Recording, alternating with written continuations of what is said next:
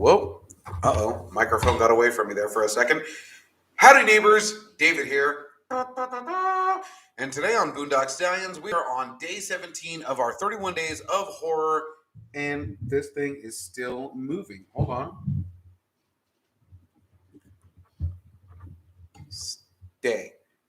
Good microphone. Thank you. So we are on day 17 of our 31 days of Halloween, and I had to sub out tonight. I was going to watch the horror movie Teeth, but we're going to do that. Or I'm sorry, no, tonight was going to be Dr. Sleep following yesterday's The Shining. So instead of seeing that, they were having a 30th anniversary premiere showing of Silence of the Lambs at the Palladium Santikos IMAX in San Antonio. So I used one of my free tickets, hopped onto my car, drove all the way out there because it's like an hour drive, and watched the movie that I've never seen in the theater. Now, I've seen, with the exception of Manhunter, which came out before Silence of the Lambs, I've seen every Hannibal Lecter movie since in the theater. I saw Hannibal Rising, and I saw and loved Red Dragon, and I actually loved all three of them. And since I was too young for this one, I was really happy that they brought this one into the theater, got to go enjoy it, see it on the big screen, have some popcorn and some laughs and scares with my fellow moviegoers, and it was great. And I know I've rambled on here for a second, but like, subscribe, and let's get this party started. So, The Silence of the Lambs, easily you know what? I'm not even going to say one of the best. It is the best performance that Sir Anthony Hopkins has ever given. I mean, yes, he's amazing as Odin. Yes, he's great in every single thing that he's done. Yes, I still have nightmares about him from that movie Magic from the 70s. But Hannibal Lecter, he nailed it. And he nailed it in every other movie, even though Hannibal wasn't as well received as Silence of the Lambs and Red Dragon. And I think that a lot of the success of those movies wasn't just Anthony Hopkins, but the writer, not just the director, but the writer, Ted Talley, who wrote the screenplay for both Silence of the Lambs and Red Dragon, which had Edward Norton and was set almost weeks before the events of Silence of the Lambs. All great movies. Now, if you've ever seen the TV series was also really good, with Mads Mikkelsen as Hannibal Lecter. And I'm to understand that I haven't watched the new Agent Starling TV show that's out there, but I know that it was originally pitched as being a part of the season 4 or 5 of Hannibal that we never got. But Elliot, then Ellen Page, would have been playing Clarice Starling, and I really think that also would have been a great show. And I'm not trying to throw shade at the new show. I haven't even seen it yet, but I'm certain it's good because, I mean, it's Hannibal Lecter. Why wouldn't it be good? I think I really enjoyed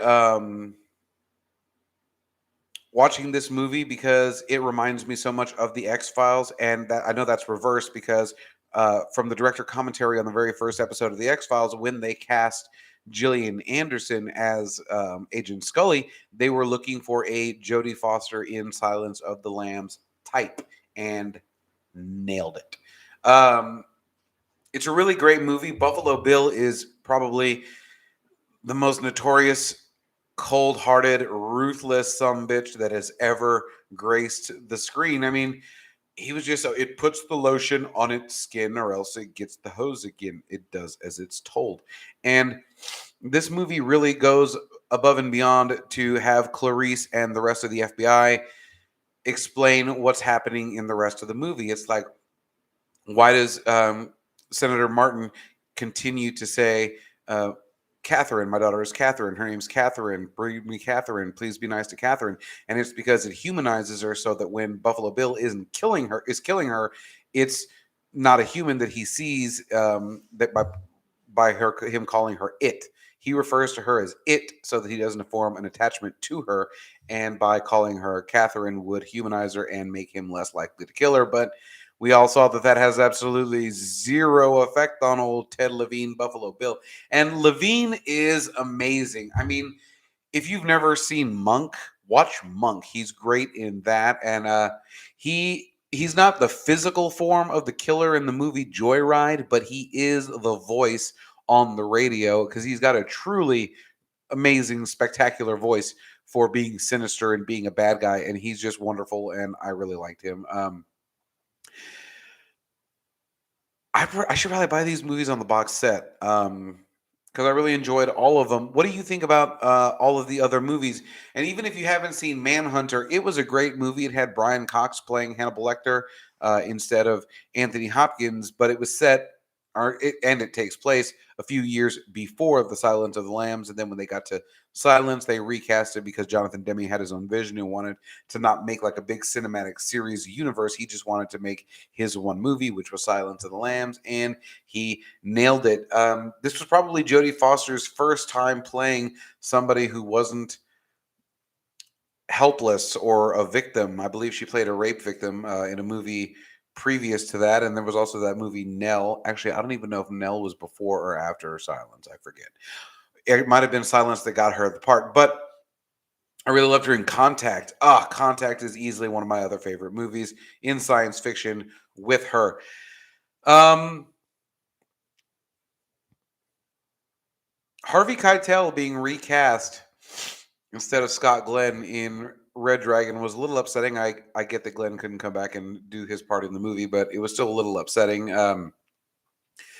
Those movies are so well written, and even Hannibal Rising, not having any of the original cast or any of the storyline, just being a prequel to all of it, was a phenomenal idea. And I'm glad that that movie ended up happening the way that it did. If you haven't seen it, you should really check it out. It's a good movie, and then watch it in order. Watch Hannibal Rising, Red Dragon, Silence of the Lambs, and Hannibal. And I know that Hannibal gets a lot of shade thrown at it, but I mean, Julianne Moore did a really good job as Clarice. I mean, obviously not as great as Jodie Foster. She didn't get an Academy Award, but they did the best with what they could. And I really enjoyed Ray Liotta's take on Agent Krendler. I thought he was just a big douche in that movie. His part was way escalated from what it was in Silence of the Lambs, and it was really, really well written out. And Anthony Hopkins, like I said, is on point in every movie. So I mean, there's really nothing bad. Even if you don't like the overarching story of the movie Hannibal, every single moment that Anthony Hopkins is on screen is friggin' gold. So check that bad boy out again. It's not as bad as you remember, I promise. Um,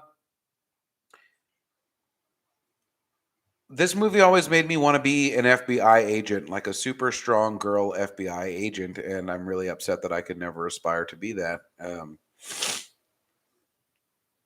Still a sad lifelong dream of mine that I will never achieve. But I can watch that movie over and over again and pretend that I am graduating at the very end with Agent Starling. Is